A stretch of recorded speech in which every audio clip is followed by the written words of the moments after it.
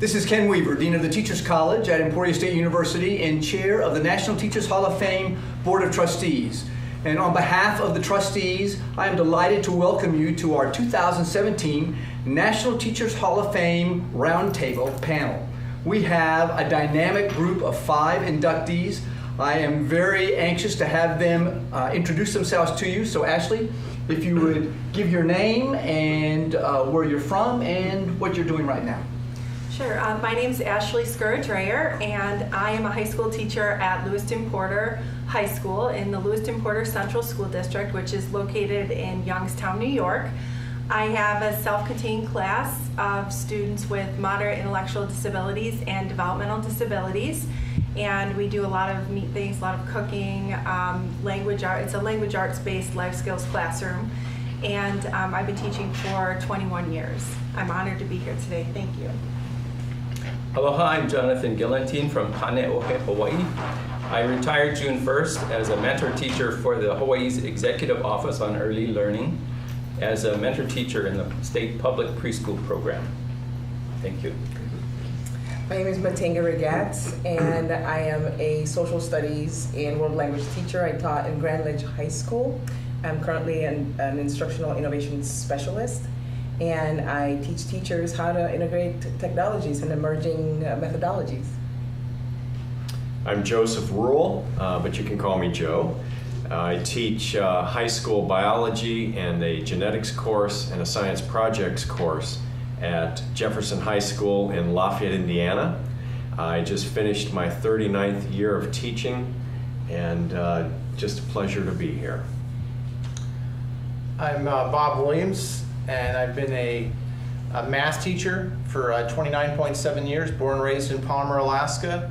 And in January of this year, Commissioner Johnson called and asked me to join his team at the capital city in Alaska, Juneau. And so I am currently the Director of Educator and School Excellence. And that division oversees teacher certification, school improvement, schools that need extra support, health and safety, and it also includes Title IIA and teacher recognition programs.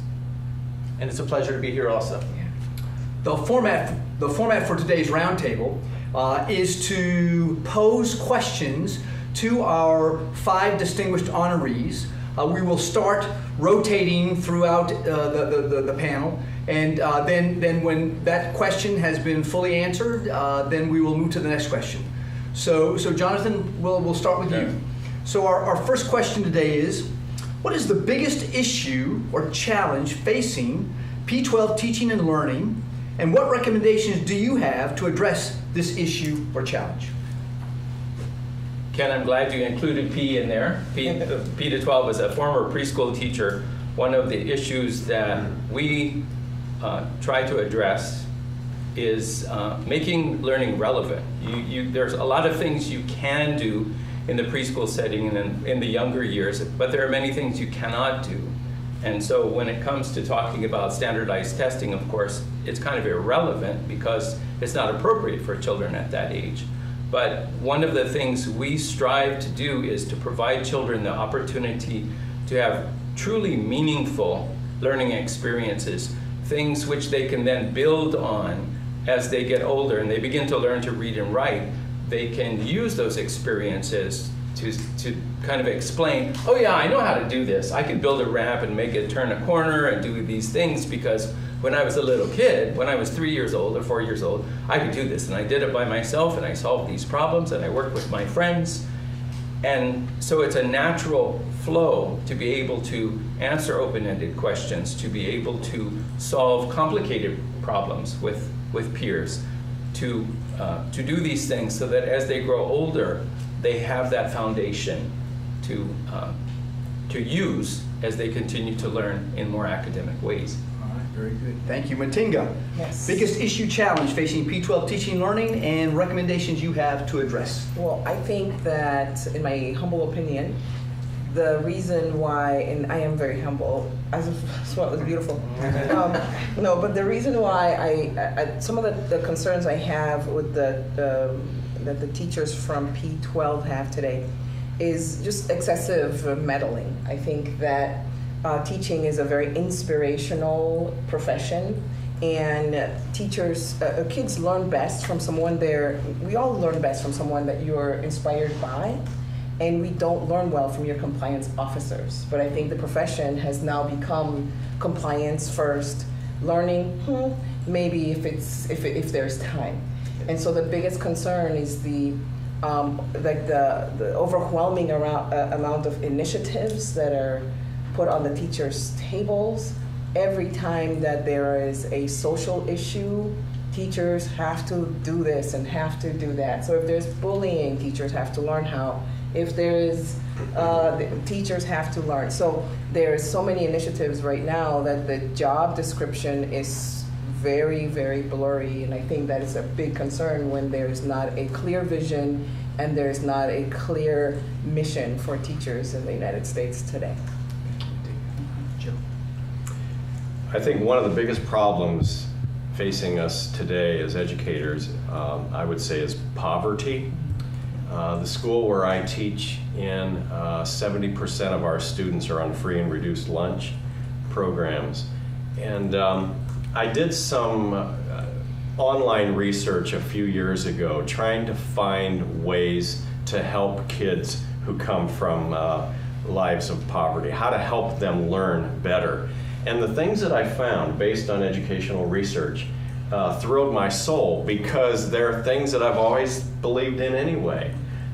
Ways to help kids who are in poverty, ways to help them learn. The first one I remember was build relationships of respect with your students. And I thought, that makes sense. I've been trying to do that for years. And there are a lot of ways to do that. Posting newspaper articles when the kids make the news up on the wall in the classroom. They just love being recognized that way.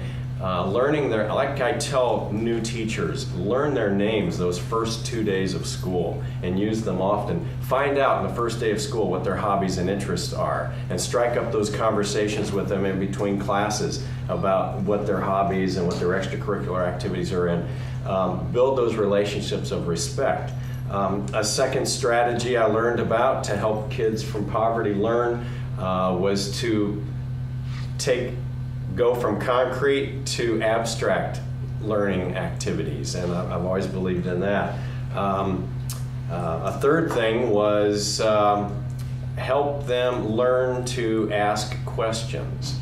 And so one of the things I've done is in every unit I incorporate what I call reflection sheets, where the students have to summarize an activity that they've done on these reflection sheets. They have to summarize. They have to come up with a new question that they have.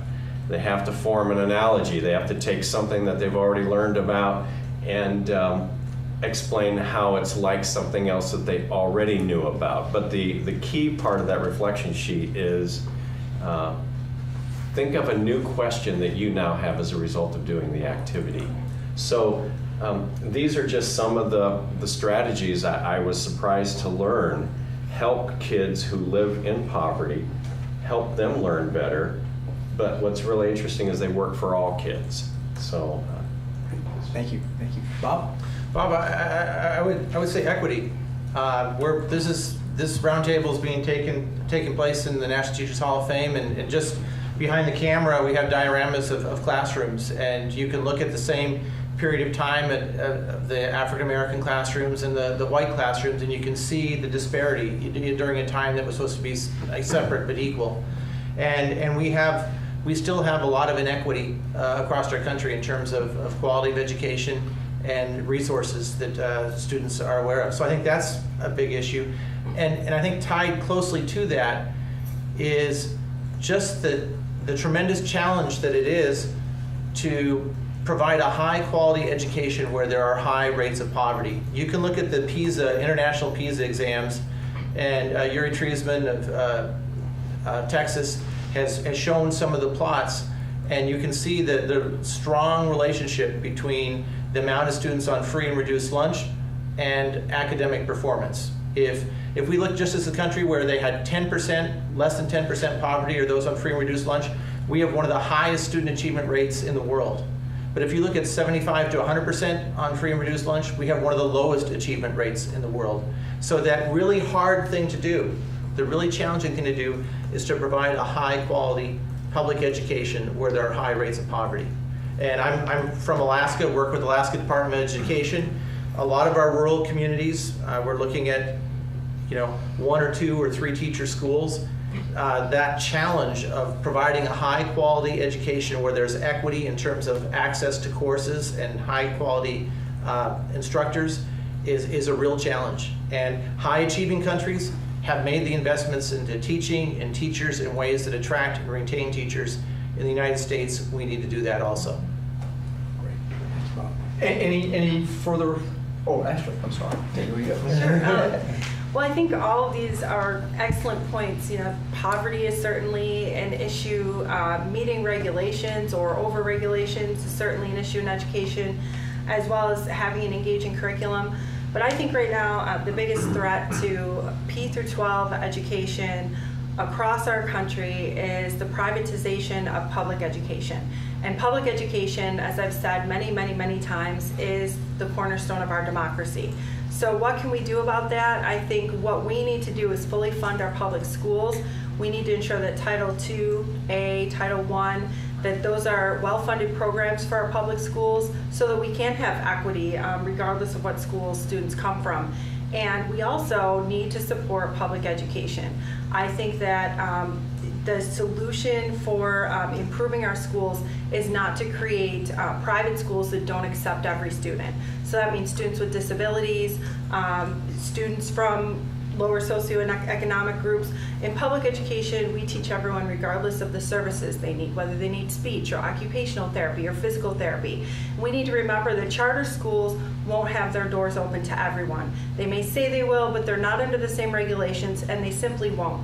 So what we can do is contact our representatives, make sure that they understand that what we need is fully funding public schools rather than diverting money from public schools into private charter schools, which will happen if we have students attending charter schools.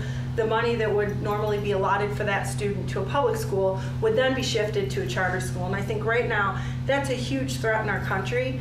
And we have to remember that public education, I mean, how many people in this room have attended a public school? Raise your hand. I know I have.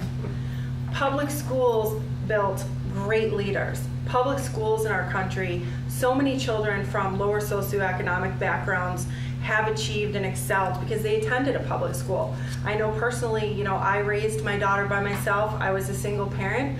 I was very poor when she was young, and my daughter went on to attend an Ivy League college at UPenn.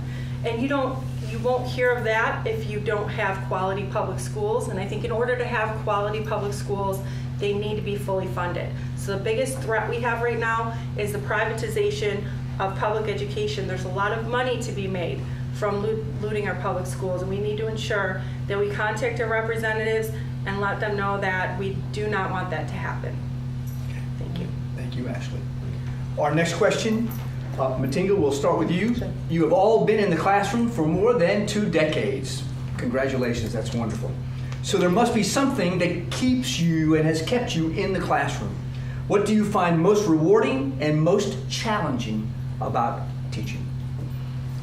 So I think my addiction to that moment is what keeps me coming back to teaching.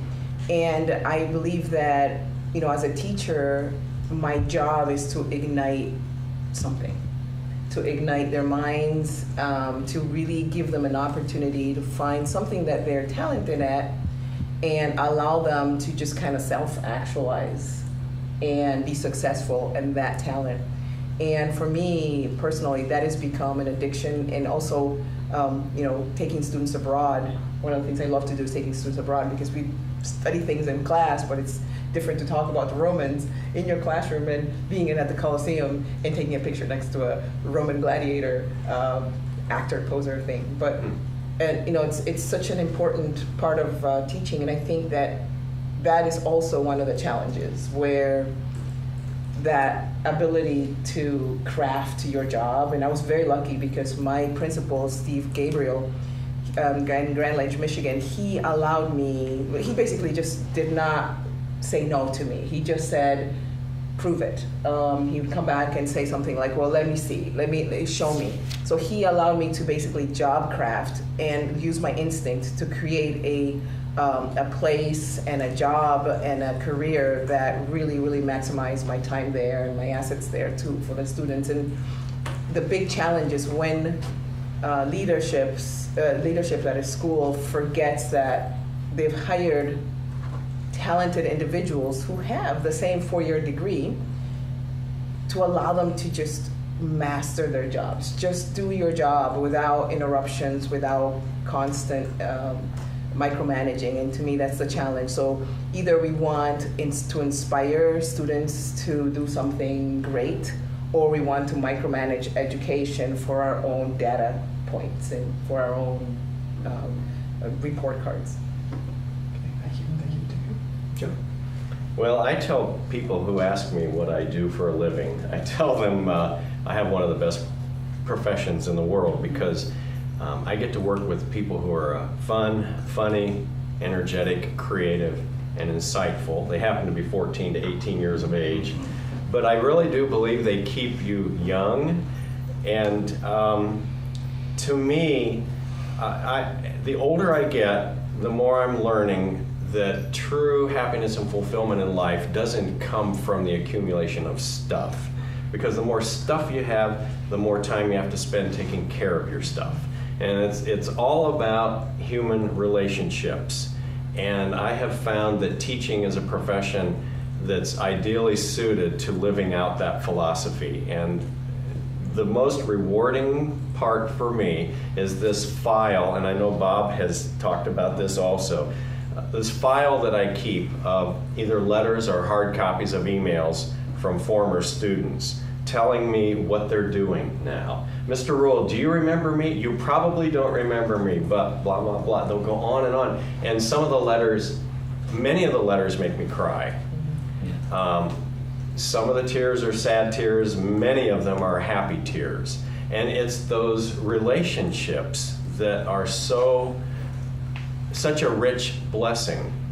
Not long ago, out at the mall, I ran into a former student, and she was pushing a baby carriage, had a baby in the stroller, and she had a toddler in tow with her. And she saw me, and she came running up to me, "Mr. Rule, it's so good to see you're still getting around." And so I just treasure those encounters. It just warm my heart, and it's such a precious reward.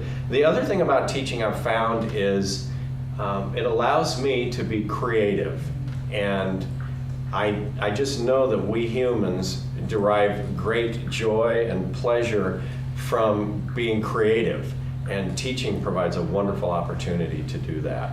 Plus, I get to share my passion with young people, which is biology, and when I see those initially reluctant learners get excited about biology, that just doesn't get any better than that. Great, thank you. I think as people get jobs and start working, one of the big focuses in our society is how much do you make? You know, what's your salary? And I think that focus is always a little bit shifted. I think a better focus is how much do you make a difference? What is your impact? And I've always, every day I've taught. Some days were more challenging than others, but every day I taught, I woke up and I knew that I made a difference every single day. And I wanted to include more people, so I brought a calculus project with me from Colleen in Colony High School, and it's 2 feet by 3 feet, so it was a little bit of a challenge getting it on the plane in Juneau and then transferring to Seattle, but I wanted to share that. I also came across a couple letters that I got from students, and it just, these are the parts that are so rewarding about teaching. Here's one from Cade. "I just wanted to thank you for everything you've done to impact my life in the past year or so. Because of you, I want to join the Peace Corps. I was a Peace Corps volunteer. That's how I got into teaching. Because of you, I have found to love math again, and I don't think that love will ever cease. But one major life lesson I learned from you is to find happiness and joy in all aspects of life, and with the right attitude, you can make anything fun." That's impactful. Here's one from Kelly.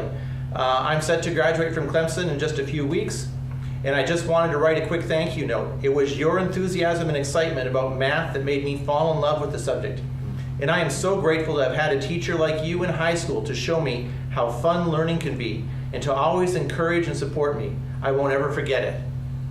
Those things, to realize you've had an impact on the lives of so many students is incredibly rewarding. I think one of the greatest challenges is that a lot of the changes in education policies don't necessarily take into effect the capacity of teachers. In the past 10 years, my class size went from like 120 students at the high school level to 174 at the beginning of this year. The same district is having budget cuts, and that number is even going up. So I'm a national board certified teacher, absolutely love the experience. That was 200 to 400 hours worth of work. I want to build respectful relationships with all my students where every child feels welcome, safe, respected, and valued.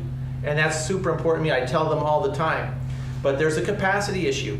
You're not going to feel amazing about that job if those numbers keep getting higher and higher and higher. So I think those are some of the challenges.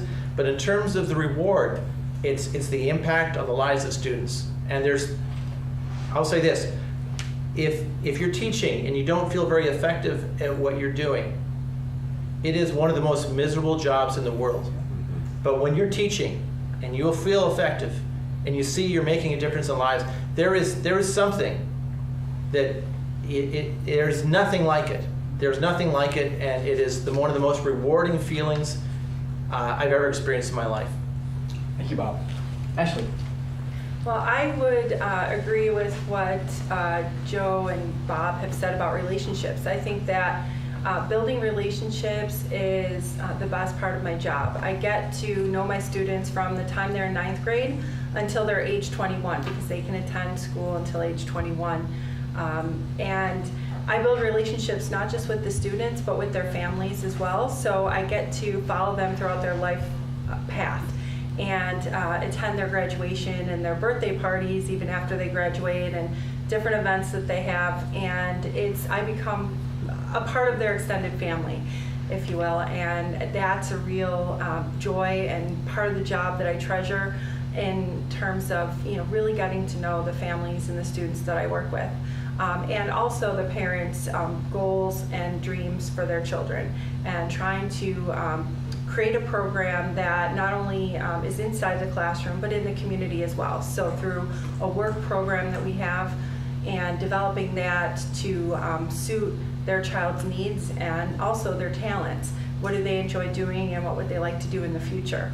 So that's something that I really enjoy, and I love to follow my students long after they've graduated and keep the relationship with them and their families. It's something that I value and that I hope to do for the next 10 years of my career. In terms of a challenge, I think the biggest challenge that we have, it really is paperwork. It's hard to explain to someone who hasn't been in the classroom, but when you listen to Bob talk about 120 students versus 174 students, picture yourself administering formative assessments, quizzes, and now you have 50 some more quizzes to grade every week just to see how the students are doing, or test papers to score. It's on top of the regular grading of tests and quizzes and looking at different assessments that students are doing, be it online or on paper. There's reports that you have to complete for the state. There's progress reports for the IEPs that you have to do. There's new IEPs that you need to write. There's reports that your administrators want. There's field trip request forms to fill out. I could go on and on and on about all the paperwork that there is to do when you're a teacher. So it's part of the job, but if you're thinking of another regulation that requires paperwork and you're in a position to say no, please say no to that, because it definitely is challenging to fit it all in to your day, and teachers work long beyond the hours that they're scheduled to be in the classroom in order to complete that paperwork. And we usually do it with a smile. We do, but we would love to have more time to really explore new things and for professional development opportunities and the important things that we do, like creating new lessons and opportunities for our students. Thank you, Ashley. Jonathan? Ken, in the mid-90s, when I landed the dream job of being a preschool inclusion teacher, our district was really supportive and gave us a lot of professional development and encouraged us to focus on our work as a team, to do team building, to that piece of relationships, to focus on the success of the students, not whose job was what, and those kinds of challenges. And I remember as we progressed those first few years, they began to see what was happening in our classroom, and they liked it. So they brought visitors in. And I remember several times people would come in and they'd ask questions, and they'd look around and they'd look at me and they'd say, how many kids are there? And I said, well, there are 20 kids altogether, 14 are Head Start, and then the 6 that I have, my kids have developmental delays. They dually enroll them so they can have benefits from both programs. And they'd say, I only see one, and they'd kind of, wiggle a finger to point out one of the kids, and I'd kind of chuckle and say, well, actually, that one isn't on my roster. He's just a little bit squirrely today, so we allow approximation in our approach. And of course, I couldn't say that one, because of confidentiality laws. And my message to them was, they're more alike than they are different. Getting a file on a kid, a report of a kid who was going to be certified, reading through the file and saying, oh, this kid has language delays and he doesn't listen at home and there might be processing problems and all these really sad reports. And I'd say, okay, well, we'll do what we can to help this child. Well, the child comes in, he sees the beautiful room with all the games and the activities and the toys. He sees the 4 teachers. It was 2 teachers and 2 assistants, but everybody was a teacher. See all the friends, and they began to blossom. And the child that was in the report is no more. And to be able to see that child have the opportunity to be more like his or her peers than someone who has all these terrible life experiences that keeps them back. That was to me the most successful thing to experience. And challenge? Challenge for us as a team, we would often hear from our kindergarten colleagues. Yes, but do they know, how many letter sounds do they know? How many letters of the alphabet? And we had the opportunity to educate one of our kindergarten colleagues. My co-teacher had car trouble, and so she was sharing a ride to work with a kindergarten teacher who happened to be her neighbor. She said, I want to ask you about David. And elementary teachers out there in internet land, I think of David from the book No David by David Shannon. You'll catch the drift.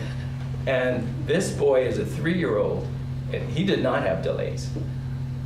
If he was building a structure with blocks and somebody bumped into him or touched one of his blocks, he would throw himself back on the floor and scream bloody murder. It's like, oh my gosh, what happened? Did a bookcase fall on this poor child? He just did not have those social skills, emotional skills. And so we explained to the teacher how we helped him over the process of 2 years to grow up a little bit more, to be a little bit more independent. His mom worked very hard with him to read to him. He read they read more books than any other family in the class that year. And to be able to tell her, you need to think about where kids come from when they get to us. We're not just playing, or we're not only playing, we're teaching through play experiences, we're having conversations, powerful interactions with these children. And so to explain to them and help them to understand that foundation, those meaningful, as Matinga said, meaningful learning experiences that they can build on, and being successful with other kids in negotiating those social interactions. That's the platform, not the letter sounds. And eventually letter sounds and letter names are going to be a thing that's no one really remembers. But they do remember the times when they were able to work with a friend, to do something together, to resolve an issue. One of our rules was don't come and tell me about it unless you have talked to your friend first. And so we gave them the support and helped them to do that. And it was amusing to see them, oh, what happened? He hit me. Did you talk to him? Yes, I talked to him about it, And so giving them that power and saying, okay, let's go back over here and I'll help you. But explaining to kindergarten teachers the importance of all of those pieces of the puzzle, not just letter sounds. It's kind of like intellectual goals before we get to the academics. Thank you. Thank you. Joe, for you, how does the college and career-ready focus affect your teaching and learning of your students? It doesn't really have much of an impact. It sounds a lot like Common Core standards. Now, let me back up just a little bit. I have mixed feelings about standards, whether they're state standards or from the national level. Standards have their place in terms of helping the teacher evaluate herself, self-evaluate, reflect on what she's doing. But the whole business of high stakes standardized testing makes me cringe. I don't know that I've ever had, I'll go back to that file of letters from former students that I talked about. I don't think I can ever recall a letter from a former student who said, in the spring when we took those high stakes standardized tests and we colored in those little bubbles on the bubble sheets, that inspired me to become a minister or a teacher or a rabbi or a researcher or a medical doctor. I don't have any letters like those. And there's something I've always noticed in the spring, every spring, we have a room in our school building that has to be cleared out, and it's totally filled up from floor to ceiling, wall to wall, with those shiny, shrink-wrapped testing booklets and teachers' manuals that go with the testing booklets. And I think that money could be used for lots of other good purposes, I think. For example, mentoring programs, pairing new teachers up with experienced teachers. I think, have we learned nothing from Star Wars? Okay, I think there's a lot of strength in having Padawan learners and master teachers, and using some of those funds maybe to help pay for these mentoring programs. So, and I also see all those shrink-wrapped packages of manuals and student test booklets, and I think, as a biologist, how many trees have been destroyed producing those? I think society has just too much of an obsession with standards. They have their place, like I said, but it can be overdone. I think back to my third grade teacher a long, long time ago, Miss Hershey. Every day after lunch, she would read to us for about 15 minutes. Tom Sawyer. Now, we had, this is back in 1963. We had not color. We had black and white television at home. We had cartoons and that sort of thing. But when she was reading Tom Sawyer, I couldn't wait until the next day to hear the continuation, because after 15 minutes I thought, I wish she would read more.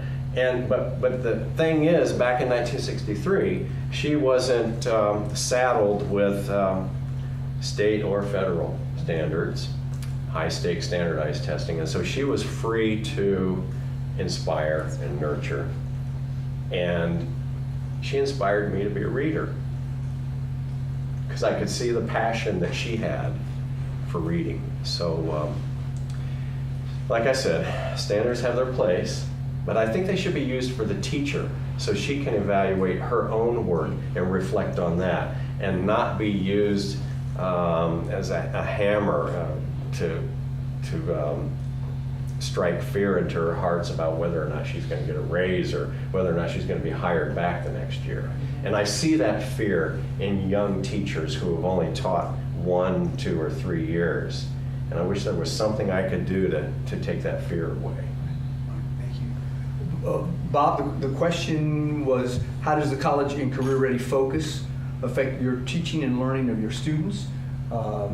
Joe kind of modified that to standards. You can pick and choose whichever focus you want. Yeah,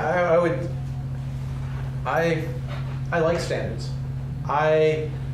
When I flew out of Juneau yesterday morning, the plane was delayed by an hour, and the plane was there. But we had to wait an hour because there was another crew had to come in and land, and it was running late, and the pilot that was going to fly the plane was an hour late, and we had to wait an hour. And so we waited an hour, and then the pilot said, it's going to be another 15 to 20 minutes because I have to go through my pre-flight checks and go through everything. And so what I thought about there is they didn't just say, hey, the pilot's not here, and they looked back at everyone and said, hey, anyone want to try this? There was a standard there. We want people to have met a certain degree of professionalism and have shown their competence to be running things. And I think we want to be really clear about what we want students to know. And we see this in high-achieving countries. High-achieving countries are very good about, we want our students to know this. We want our teachers to do this. So I think standards is great. The problem comes when we mix it in with other things. If we've said, oh, well, we're going to tie it to an assessment, and we're going to tie, if the teachers aren't going to do very well, their students do very well in assessment, then we'll consider those bad teachers. That muddies the water in a lot. When I look at all issues, I kind of think of 3 major things: quality, capacity, and trust. And I think about that pilot, that he had to meet a certain standard to reach a certain level of quality. He was given time to go through his pre-flight. We had the capacity to do what he needed. And because of those things, everyone trusted him. And we need to do the same thing with the teaching profession. We need to make sure our teachers have the capacity to do the job they want to do, that there's sufficient quality and trust. Standards are a piece of that. We can do them poorly. I think one of the problems in the United States, and I love the United States, but we're not leading the world in PISA scores, but we are leading the world in conflict about education policy. And that conflict of thinking that public education is broken or that everything is wrong with it, or that it doesn't build trust. It doesn't help make teachers have the capacity to do their job, and it doesn't focus on quality. So we need standards, but we need to do them in a thoughtful, creative way that makes sense. Great. Thank you. Ashley. So I also agree that we need standards. We need to know what we want students to know and be able to do in our classrooms, in our schools. However, not every child is going to want to do the same thing. Not every family is going to think that that is the appropriate standard. So there's going to be a lot of conflict around standards and what students should know and be able to do.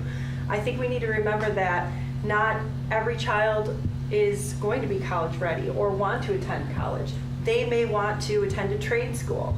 They may want to learn how to complete a trade to a certain standard or level and then enter the workforce right away. And we have to value that. So I think while we're looking at what students should know and be able to do, we have to have multiple pathways for getting there. So, and that's where our conflict should center around, is how are we going to get students to what they need to know and be able to do, whether it's in the trade profession that they're choosing to enter to be career ready when they leave high school, or whether it's to be college ready so that they can move on and attend the college of their choice. So I think those are some important things that we should consider when we're dealing with the conflict of standards. But it is important to have a standard because you want to know if students, where students are headed, so that you can properly assess where the gaps are in their learning and be able to remediate that. I know in my classroom, it's very important that students are career ready. So we this year are starting again a work program where students 2 days a week will go out into the community and they have internship placements, and we'll have them evaluated by their employers to see what skills do they have, what skills do they need. So I think that's a really important piece of their education. It's not the same as the other students that are becoming college ready, but it's important for my group of students to be career ready. So I think it depends on the student that you're looking at, but it is important to have standards for all students. They may not be the exact same standard. It might depend on where they're headed for their future, and I think we need to recognize that we need multiple pathways. I think that that's really important, especially for state education commissioners, to understand that children need multiple pathways for achievement, because not every child is the same. They're not going to learn at the same rate or in the same time frame. Thank you. Jonathan? You might think college and career ready, how would that fit with preschool? But actually, taking the time to give kids opportunities to think, to ask them high-level questions in those experiences that are relevant and meaningful for them really does help to establish that. I think back to a favorite video that I made of a group of students working outside with ramps. We took gutter sections, PVC gutter sections, and had them doing things, and somebody had switched the gutter so that the ball hit the next gutter and bounced back. And so I kind of put, oh, what happened here? I didn't say, oh, let's just flip it over, I'll solve the problem. And this 3-year-old took that problem on, and he just went with it. And the opportunity to ask what was working, what wasn't working, how did you enjoy this activity, what was hard, those are important questions, and they're not like a single answer. Being able to coach or scaffold to help a child be able to answer those questions. They might shrug at first, but if you say, well, did it work at the beginning? Oh no, it fell over. Well, what did you do to change it? Well, I moved this piece over here. Oh, so you made it more stable. And introducing concepts and vocabulary. Being able to give the child the opportunity to say what they think and what they thought of their learning experience. That's really valuable when they go on to college and career. And to be able to say, this is how I feel about what I did. This is how I think I performed, which leads actually to some other things we're going to talk about in a moment. Right. Sure. So when I hear the phrase, college and career ready, the first thing I always want to figure out, what does that mean? What does that mean, college and career ready? Because, you ask most teachers and they'll tell you, yeah, it's test scores, it's standards.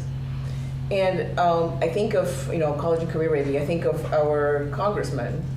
They're career ready, yet they can't do their job. So to me, I feel, and I'm generalizing, I know I'm generalizing, but to me, I think it's high time we stop labeling things and relabeling them in hopes that we forget what their real value is. And I want to ask teachers out there, what is school for anymore? Like, what exactly is school for? Is school to, if school is there to complete these tests and compete with other countries in these test scores, then let's just let's get rid of the playgrounds and the arts and stuff and just get to the business of, beating other countries at these test scores. But if we are really interested in the future of these children, it's not about college, it's not about career, it's about now. We seem to be wanting the students to look in the horizon to find what they're good at and to find what they're here to do, rather than to look under their feet. And I find it really troubling when we keep making these initiatives and continue to bamboozle the audience, just this abracadabra, patadacabra thing that we do just by changing their name. But at the end of the day, what we're talking about is not the substance of what the kids are learning, not the relevance, not the diversity of learning, and not some of the things that you guys mentioned. What we're talking about is specifically a very lazy way of assessing a specific type, what the schools are doing.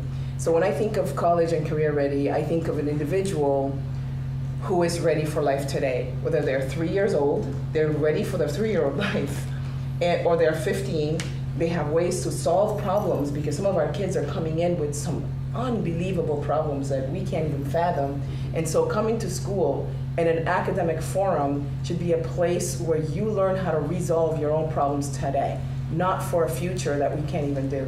So now if young teachers are thinking, there are new teachers are thinking that they're going to go into teaching, specifically to teach children facts, and so they know this and they know that, think again, because it's not about teaching facts. They can Google that. So I think that this college and career readiness initiative, I think it's disingenuous to our students, to our schools, and especially to our teachers. And either we redefine that, or we stop using that term altogether. Thank you, Martina. Provocative.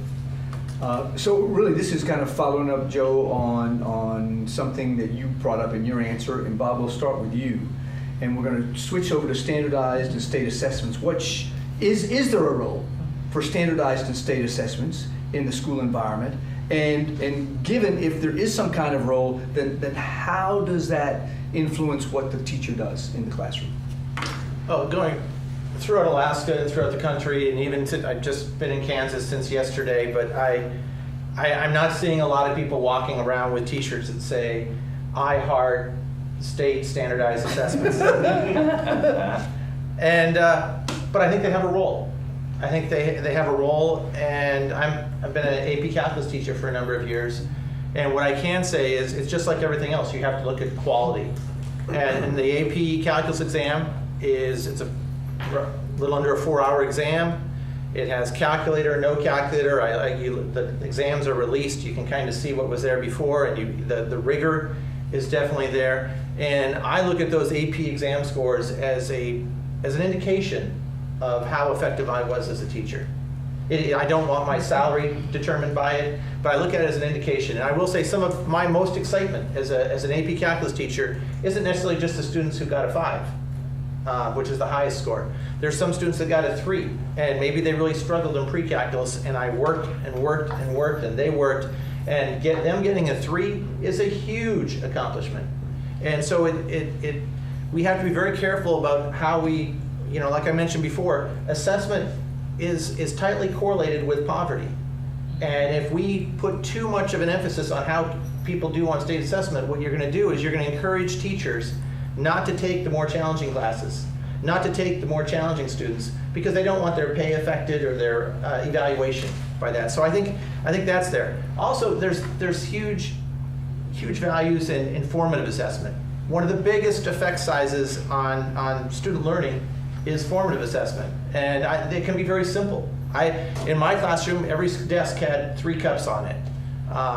If students, as I was teaching, or they're working in small groups, if the green cup was on top, that means I totally get it. I could get up and teach this lesson, I think. If the yellow cup is on top, it means I'm following it, but I'm a little shaky. And if the red cup is on top, I'm totally lost. This could be another language.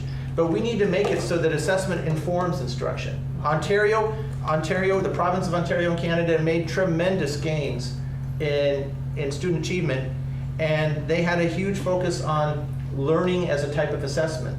Learning was through assessment, for assessment.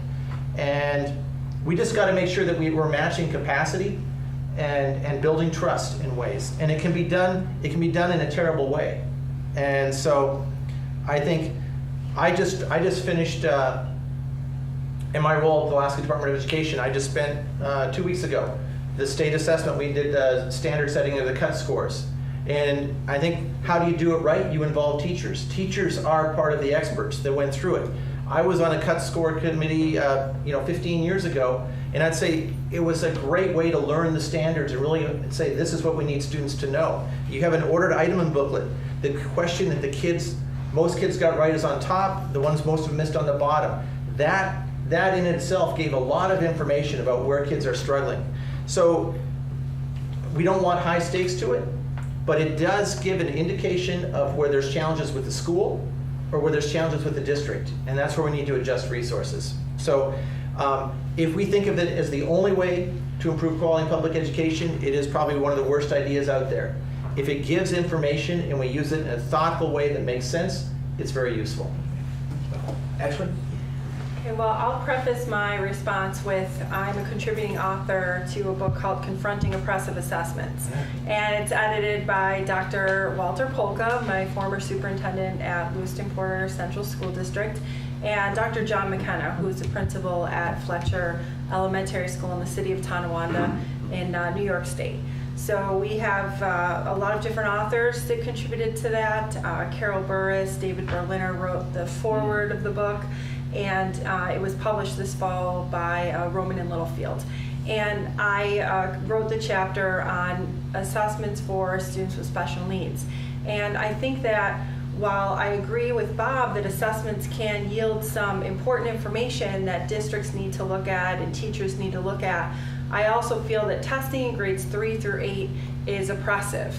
It's oppressive for the teachers, it's oppressive for the students. It takes too much time away from instruction and too many days out of the classroom for teachers correcting these tests, and too many days for students out of the classroom either opting out of the test. In New York State, we've had some districts that have had 75% opt-out rates, or too many days for the students sitting in an assessment when they should be sitting in a classroom learning, working, and collaborating with their peers. I think a better way that teachers can be evaluated rather than through test scores is through a professional learning community and collaboration with one another. However, that being said, when we tested in New York State, 4th grade and 8th grade, and then again with the Regents tests in grade 11 for various tests, that was something that we all embraced because it gave us a checkpoint to see, okay, students are in 4th grade now, they've had 4 or 5 years of schooling, how are they doing, what gaps do we need to work on closing here, and what can we do to help students. And I think that gave us a lot of information. I think testing every year in every grade for multiple subjects, it's a lot for districts in terms of cost. For substitute teachers, it's a huge burden, and I think the burden is greater than the information that we're gleaning from those assessments.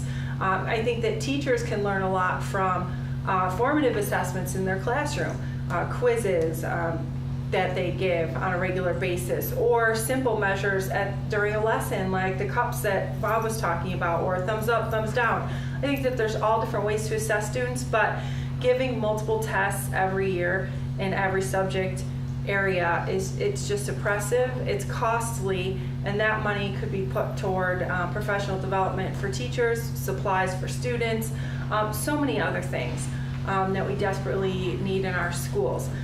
However, I do think it's important that we do have some form of standardized testing at checkpoints to look at what we need to do to assist students with carefully examining data. And I think that that's another thing, that we need to use the data wisely and appropriately. Thank you. Jonathan? I think for too long, our education system has accepted that we must have standardized assessments, and we haven't really been able to ask some of those difficult questions, like what information do we get from these tests? What information is not included? What information about teaching and learning is not included in these assessments?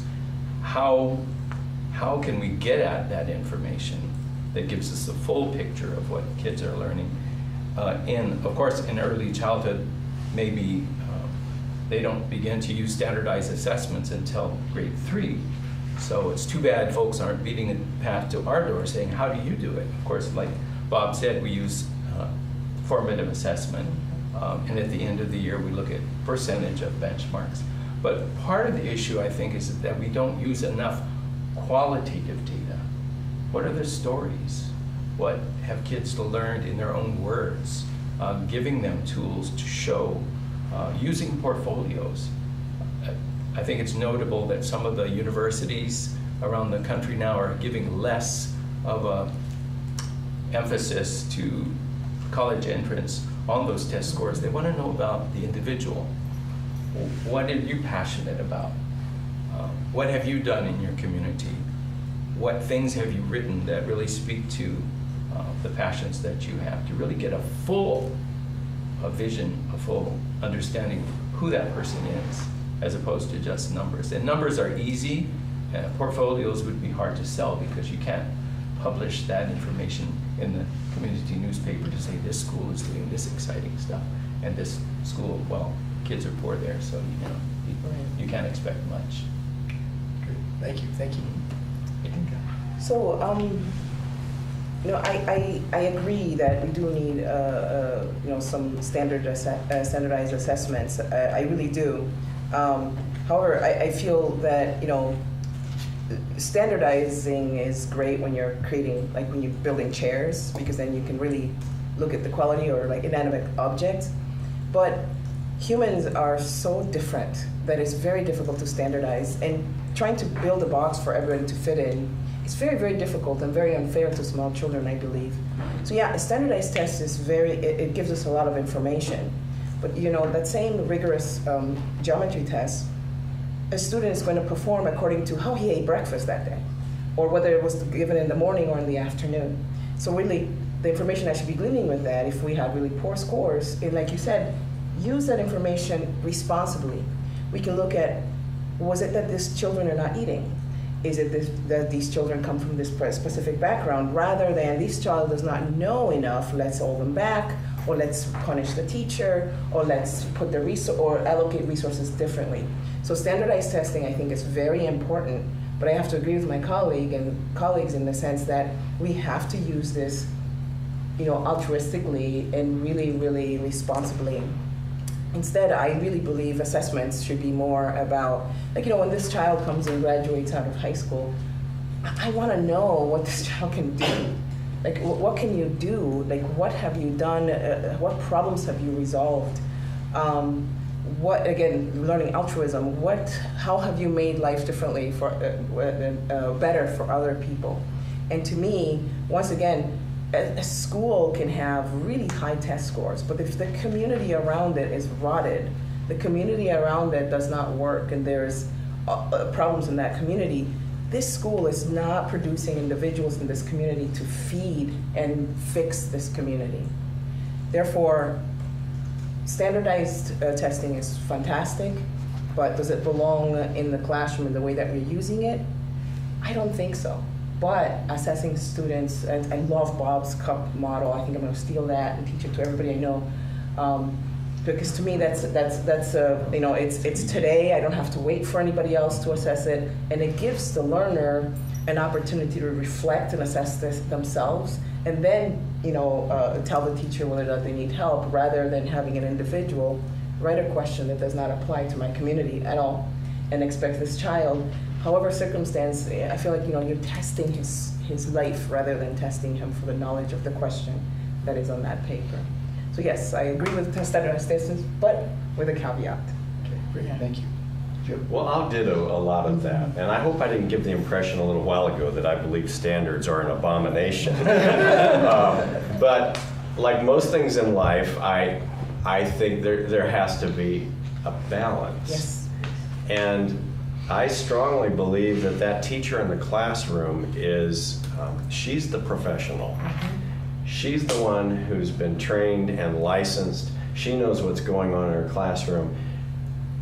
She needs to be the one to be able to take those test results and use them to modify her own instruction. Those standardized. She's the professional. That person in the classroom.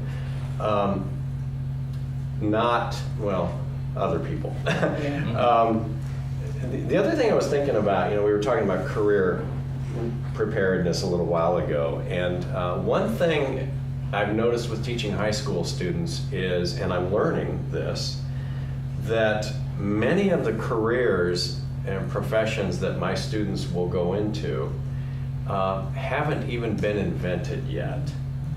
And facts, a certain number of facts are important, but they can Google a lot of things, like you mentioned before.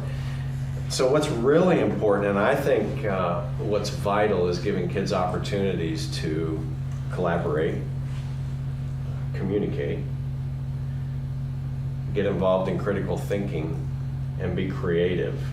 And those are skills that all the kids are going to need no matter what they go into in life. And I think those are essential. Actually, NEA, a little over 10 years ago, referred to those as skills essential for the 21st century. Well, we're in the 21st century, and they're still important skills. And I think it's important to focus on those. Now, how does one evaluate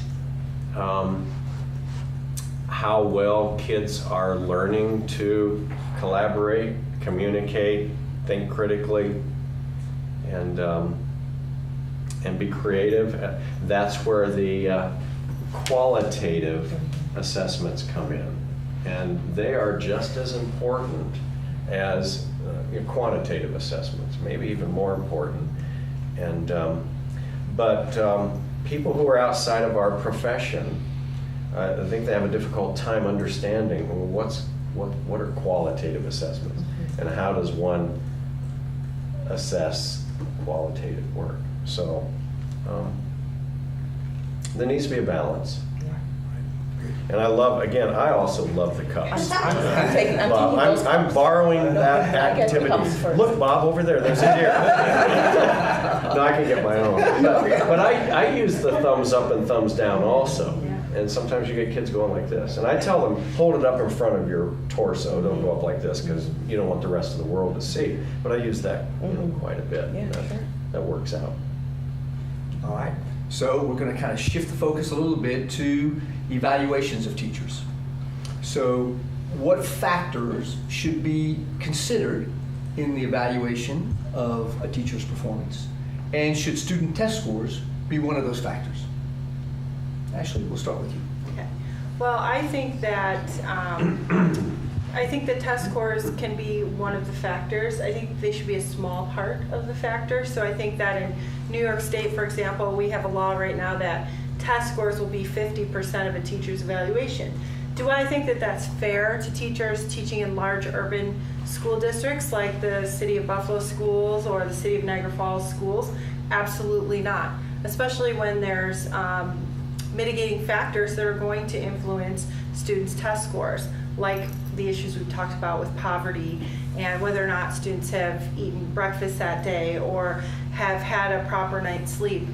I think that would be wrong. However, I think that test scores can play a small role in teachers' evaluation. I think that other things that are important to consider, like we're doing at Lewiston Porter Central School District beginning this fall, we're having a peer collaboration program. And so what we're instituting is teachers pairing with other teachers to go in and observe lessons, and teachers are being trained over the summer, over 1 or 2 training sessions on how to kind of use the clinical observation model and look at their colleagues' work, and then have a debriefing session where they get together and talk about what they saw in the classroom.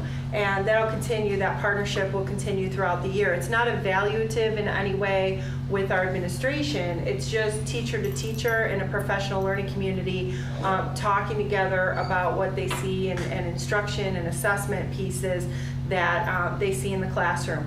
And there'll be a form that we use to kind of guide our discussions.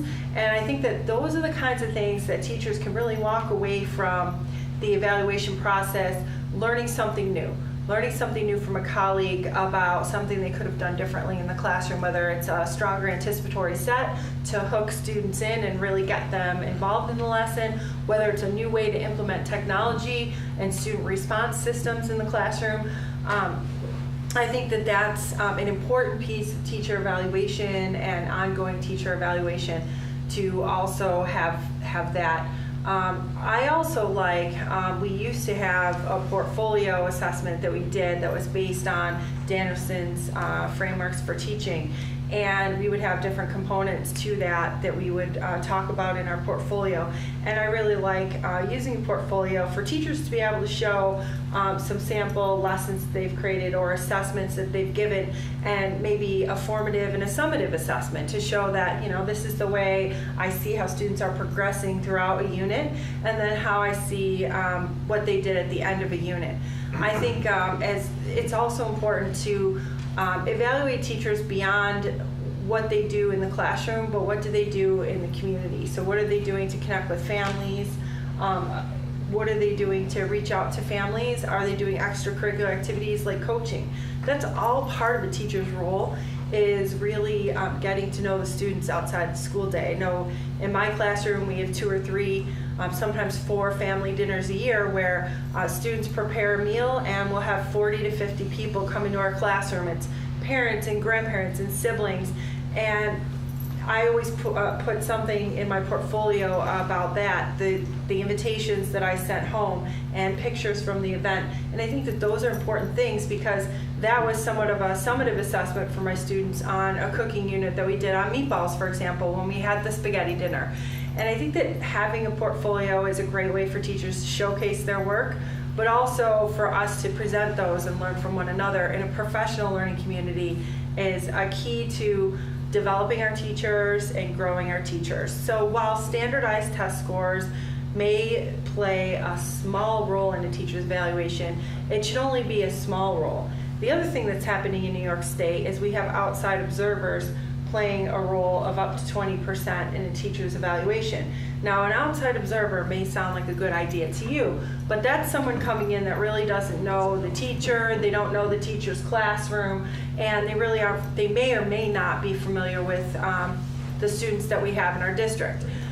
They could be a principal from another building or an administrator from district office that possibly doesn't know that a student is resting on a mat because he just had a seizure or something along those lines, and they could walk in and misunderstand the situation in a classroom. So I think that we need to be careful of things like having outside observers play too significant of a role in a teacher's evaluation. We need to be very careful of having standardized testing play too great of a role in a teacher's evaluation. And we need to make sure that we're using methods to evaluate teachers that encourage collaboration amongst colleagues rather than competition. So peer collaboration system like we're implementing at Lewiston Porter is an excellent idea that will yield amazing results for our district. And those are the types of things that we need to look toward as models for teacher evaluation systems. Thank you, Ashley. Jonathan? Ken, several years ago when Hawaii adopted this new teacher evaluation system, they included standardized assessment results as part of the overall view of how teachers were doing.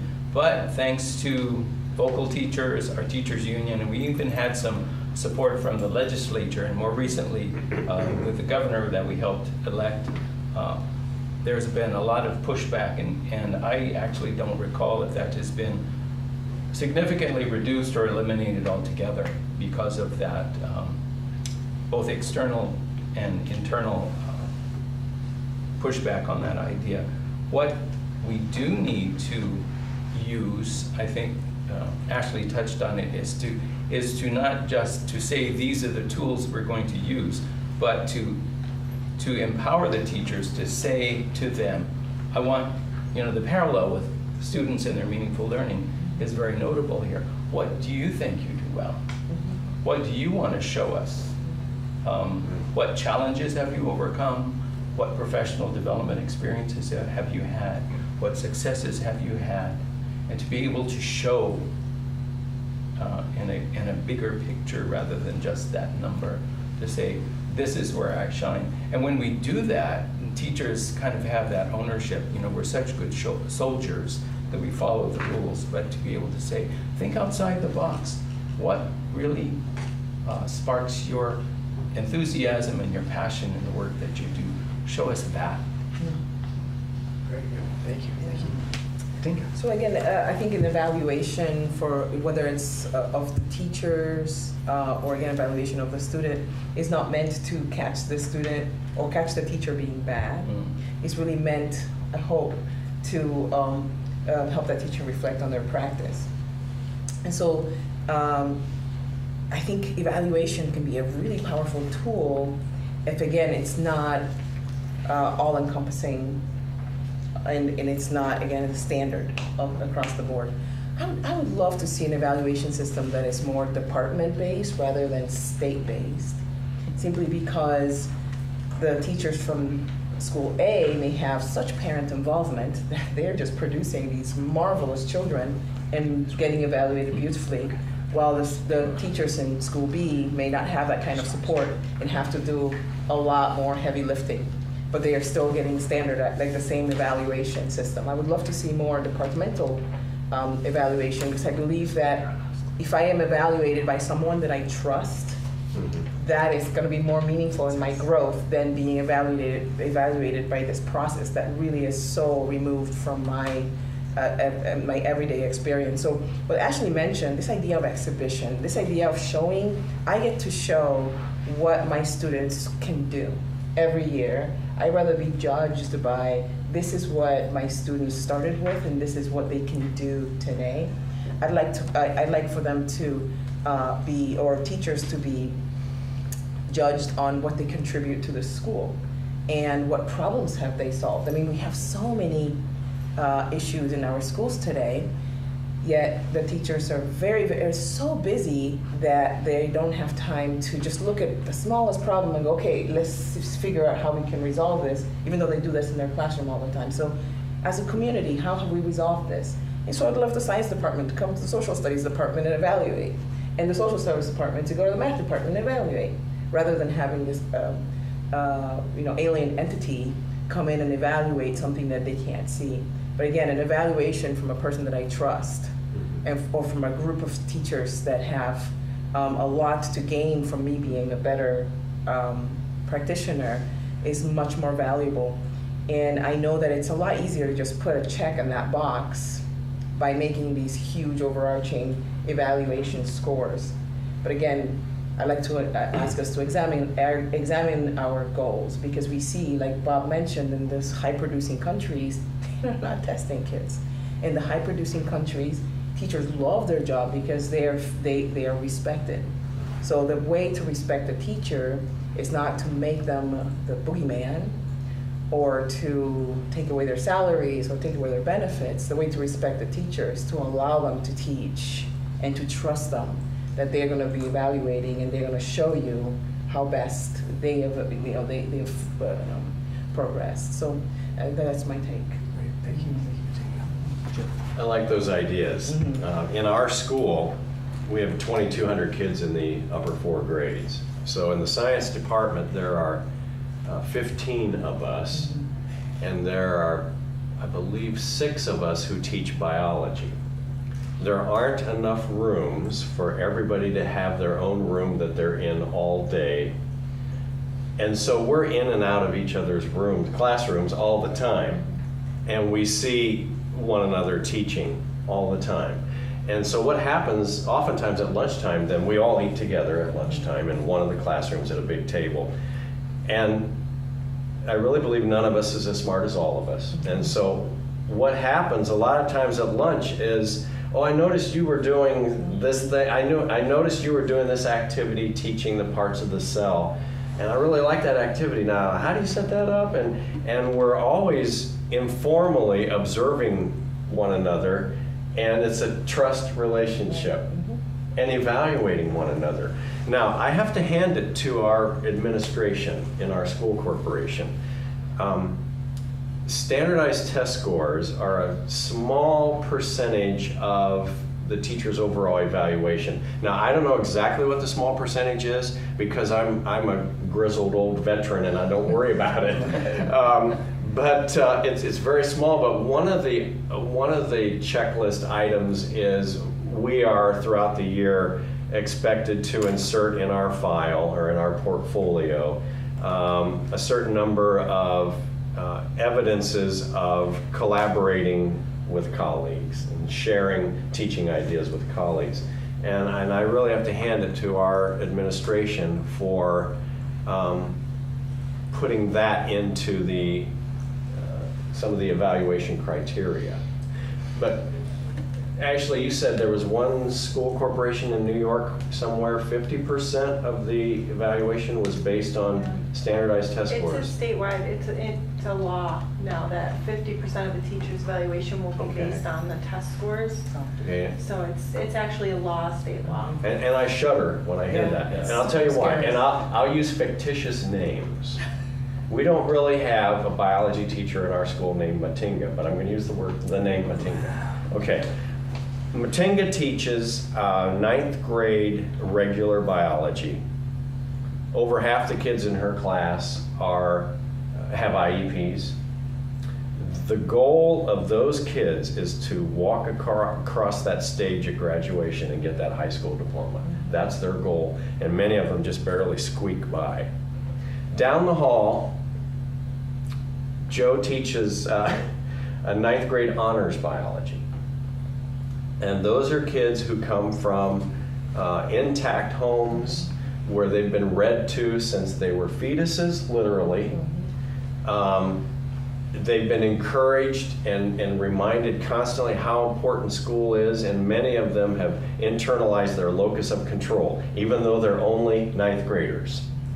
And to them, it's very important to learn, it's very important to get good grades. Many of them, as ninth graders, are already talking about, I want to someday get a PhD in something, whatever. Their test scores are out the roof. Is that really fair to base, Matinga's evaluation on 50% of those standardized test scores, and Joe's evaluation on 50%? So I just shudder when I hear that. We need to turn some things around. Yeah. Very scary.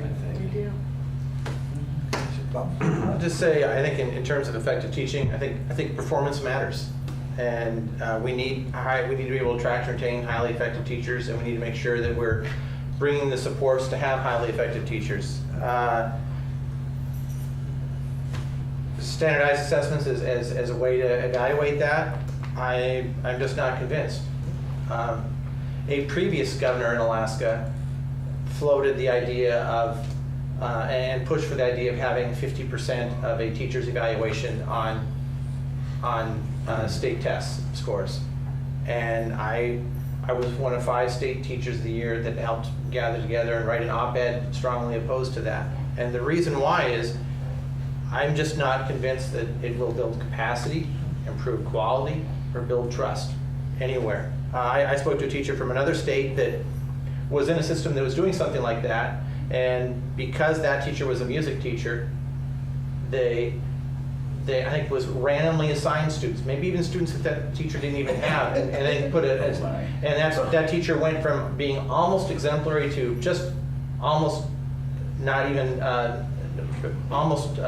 just barely above proficient. And so if you have a system that treats teachers in arbitrary and capricious ways, that's not going to build trust. It's not going to improve. And this is a little bit radical, but I'm okay if we had kind of an evaluation system like the show Survivor, the reality series. If an entire staff comes together and goes to tribal council and writes down the name of one person, and that person is basically feels like they've been there long enough, or they're not going to have to work, they're not showing a care. If everyone writes that down, I'm fine. But I just think is leading with the wrong thing. It comes down to the idea, if you come opposed to having evaluation with standardized tests, maybe you're for keeping bad teachers. And when we talk about doctors or firefighters or engineers, it's just not a good way to lead. Let's talk about bad engineers or bad firefighters or bad doctors. But we need ways that make sense. And student learning is very important. Student achievement is very important. But thinking that we can link it all together in ways that Joe described, there's some issues with what's fair. And we want to make sure we want people to work with our most challenging students in meaningful ways. The other thing is that this leads to the kind of things where we feel like we have to test every single grade. That was a big debate. But we get plenty of information, more data than we need, just from the NAEP scores. That just tests grades 4 and 8. We know an awful lot of information. So the inclination that we got to test every single grade, and we're going to get all this in order to get the information, we got to link everyone up. I just don't have the confidence that it works, and I don't think it builds trust, capacity, or quality. But that whole idea that I'll take something I do believe in, the National Board Certification Assessment. It had to turn in a portfolio showing how you could work with students that are struggling, students that have special needs, working with the whole class, had to have a videotape, had to have really reflective thoughts on it, you have students work in small groups. You go in and you take a very deep assessment on your. I felt very good about that assessment. And so I think we need to promote more things like that. Is going to do a lot more to build the types of attract and retain teachers than the idea of like we're just going to look at a test score and make evaluations of that. Peer review. Yes. Peer review is very powerful. And actually a lot of evidence showing that it removes more ineffective teachers than a lot of other things. Thank you, thank you, thank you. For the audience listening to this, now you know how wonderful and awesome and how awed we are by this class of new inductees. This is fabulous. We have one last question as we near the end of our roundtable. Jonathan, I'll ask you to start. Maybe we'll do 2 minutes, so I'll kind of be a little bit of timekeeping so we can kind of keep within our time frame. What factors have contributed to your success as a teacher? The most important factor that's contributed to my success was failure. When I was hired, I wanted a preschool special education position, but they were hiring people or transferring people over who were already in the system, and none of us who wanted those positions were able to get them. I helped open a classroom for children with physical handicaps, and I stayed for a while, 12 years actually, but I came to understand this wasn't the place for me. I wasn't happy, my students weren't happy, and I had to leave some colleagues behind that I truly loved, but I knew that the little ones were calling me, and within 5 years, within that supportive environment where I was able to do really good work, I began to look for other opportunities. I began my doctoral program in '99. Halfway through it, I worked on national board certification, and then the awards came in, fellowships came in, but being able to say, I'm not in the right place, but I know where that is, and being able to give up, to let go, to say I acknowledge that this isn't the right place for me, and that I want to try something else, and be able to identify, to be able to give up and let go, and to find that dream job and to land on my feet. And I think for me that was the root of the success that I've had. So I'm very happy that I failed as a teacher in the beginning. I think I sometimes consider it a flaw in my character because it leads to a lot of it's made me do a lot of face plants. But I think my sense of daring, I tend to be one of these people who wants to jump in first and then check to see if there's water in the pool second. And I'm an immigrant, and just the thought that I could come to the United States of America, the greatest country in the world, and dare to not just teach, but to attempt to make a difference in the American education system, I believe took a lot of daring. But by daring, it's not always a good quality, which means you fall many times and you have to get up again, and you have to dare to get up again, and you have to dare to get up again. And I think that for me, my father was very influential in really installing that in my character, where let other people tell you no, don't tell yourself no. And for me, that was just a great motivator and my best propeller. Very fine. Joe? Let's see, I agree with the failure part. I've learned more from the failures. And like I tell young teachers that I'm talking to, I don't get the idea that every lesson that you do is going to inspire each and every student.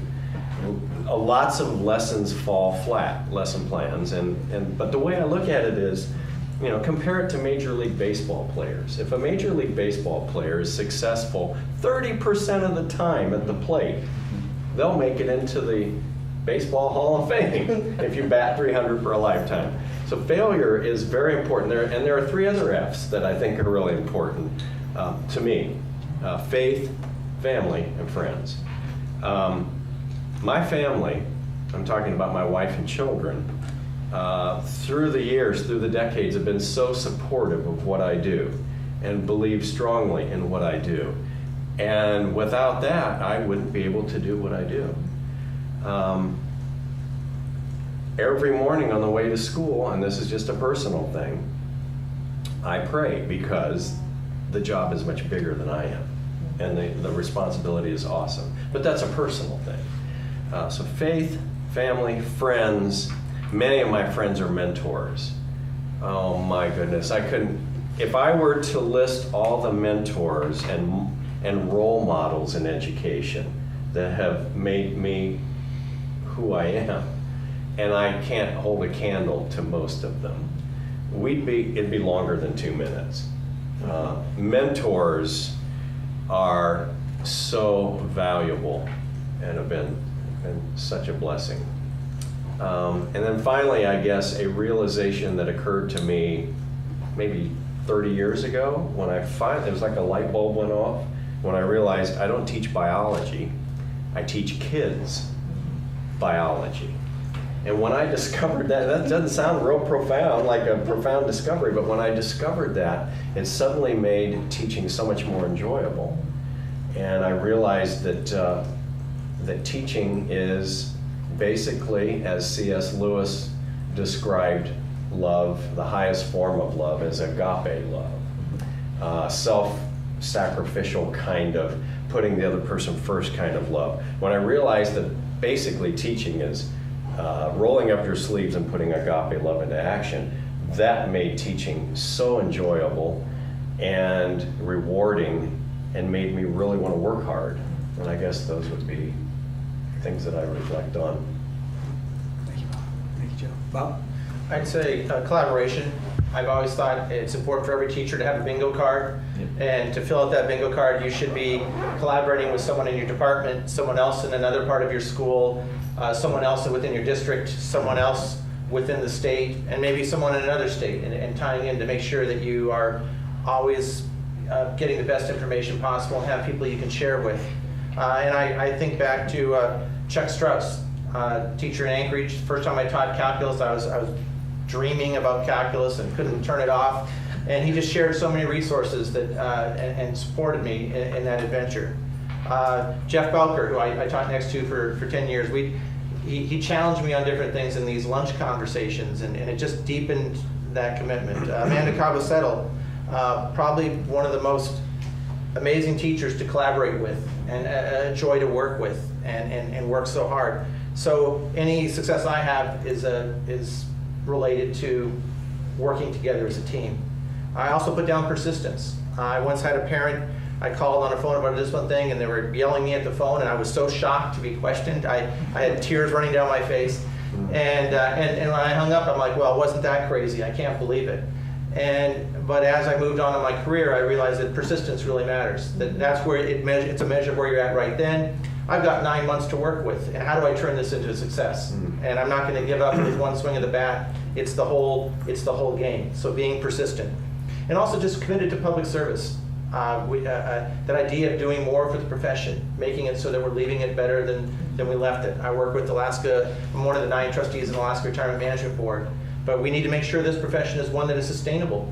We can't have teachers doing everything we want them to do, doing all these amazing things, and maybe they don't have a retirement system that is so that they might have to go on public assistance when they're done with their career. That doesn't make any sense. So that kind of commitment to public service, it was there as a Peace Corps volunteer, it's there today.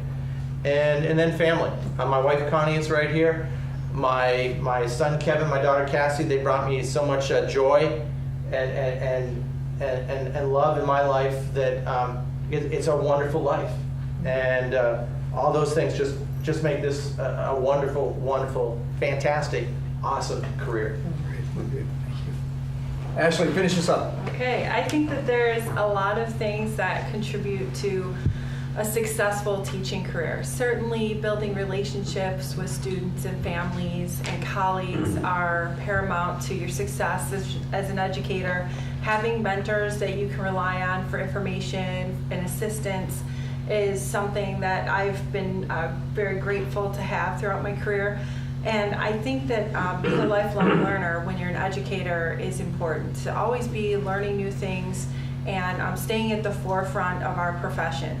I think for me personally, the largest contributing factor to my success as a teacher would probably be my two children, Heaven and Sky. And I think that the reason that is because all of the responsibility for them fell solely on my shoulders. You know, I was a single mom and not a co-parent where I had, you know, every other weekend free and child support to rely on. I was the only person in my children's lives. And knowing that you have all of the pressure for not only financial support, but for the upbringing of your children is a tremendous responsibility. And I think that propelled me to make sure I was successful in my career. I made sure that I modeled lifelong learning for my children. So when I was, my daughter was in 2nd grade, she's 21 now, my oldest, and I said she's at the University of Pennsylvania. I would sit with her and study because I was working on my doctorate beginning when she was in 2nd grade, and I'll be finishing up this fall. But it was never about finishing it quickly. It was about the journey and learning along the way. So being a lifelong learner modeled that for my daughter Heaven, and she would like to be a doctor and go on to medical school when she graduates from UPenn. So I think that my success in my teaching career really was brought about by wanting to ensure that I was a good provider, and I really had no other choice but to be successful because I was it, and all of the blame for my children and how they were raised would fall solely on my shoulders, and also all of the responsibility. And I wanted to make sure that my children had the opportunities that other children had. So I always worked 3 jobs. I was a teacher, and then I worked for the New York State United Teachers as the regional coordinator for our Education and Learning Trust, which was the professional development arm of our union. And then I worked teaching online college courses for Ulster Community College. So I had 3 jobs from the time I was, for over 20 years. And I think all of that, maintaining a house, mowing my own lawn, making sure all the repairs were done around my home, everything that 2 people do, that just made it ensured that I would be successful in my teaching career because I had to be to provide for Heaven and Sky. And looking back, I don't know how I did it. I slept 5 hours a night for 20 years, but on the weekends, my weekends were, the lawn mowing and the things that running my kids around and doing the things that you do when you're a parent. But I think that personally, those were the things that ensured that I was successful, were Heaven and Sky, my children. Ashley, Jonathan, Matinga, Joe, Bob, thank you for an inspirational afternoon. And thank you for joining us today.